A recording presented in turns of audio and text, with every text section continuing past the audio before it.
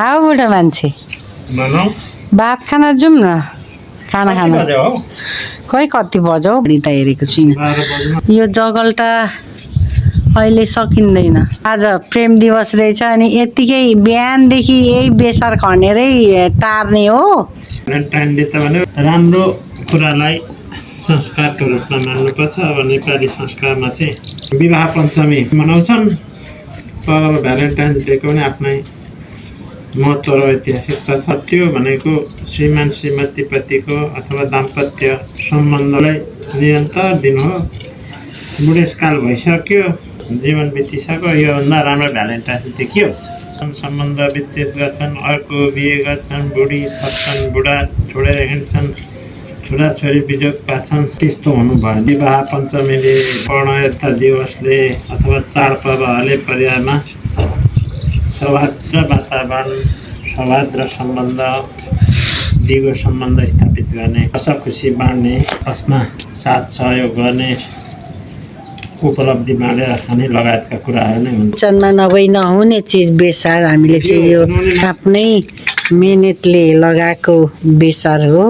आज प्रेम दिवसको दिन चाहिँ हामीले चाहिँ बिहानै बुढाबुढीले बेसार खन्यौँ, बेसार खनेर पखाल्यौँ, पखालेर यहाँ जगल्टा केलाउँदै हुनुहुन्छ श्रीमानज्यू। ओरिजिनल साथी भनेको चाहिँ जन्मिँदाखेरि झरेको साल काटिएको साललाई भन्दो रहेछ। त्योभन्दा पछाडि बनिएका थुप्रै साथीहरू सहकार्यमा, सहयात्रामा, सघाउ पगाउमा जोडिन्छन्। सहकार्यमा जोडिने साथीहरूलाई सो अलिअलि चखाउँदा पनि कहिले त होइन यसले के ल्याइदियो यो सुँगाउनु मात्रै पनि भन्छन् कि बा कहिले थोरै पनि पुगेको सम्पूर्ण के अरे प्रेम गर्ने जोडीहरूलाई हार्दिक शुभकामना। कोही सक्दैन यो बेसार पिनिसकेपछि निकट साथीहरू अब जो चाहिँ ओरिजिनल बेसार मन पराउनुहुन्छ अथवा हामी सम्बन्धमा जोडिएका छौँ अलिअलि चाहिँ आउनेछ।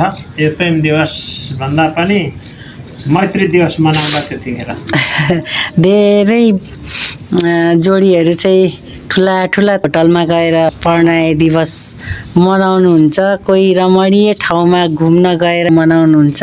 हाम्रो जोडी चाहिँ बिहानदेखि बेसार खनेर यो दैनिक किचनमा नभई नहुने चिजलाई चाहिँ संरक्षण गरेर चाहिँ हामीले यो बेला भयो अहिले सायद 12 बज्यो होला, खाना खाएको छैनौँ, अब खाना खान जाने हो। यो प्रणय दिवसको दिन मात्रै नभएर अरू बेला पनि किचनदेखि लिएर हरेक क्षेत्रमा मलाई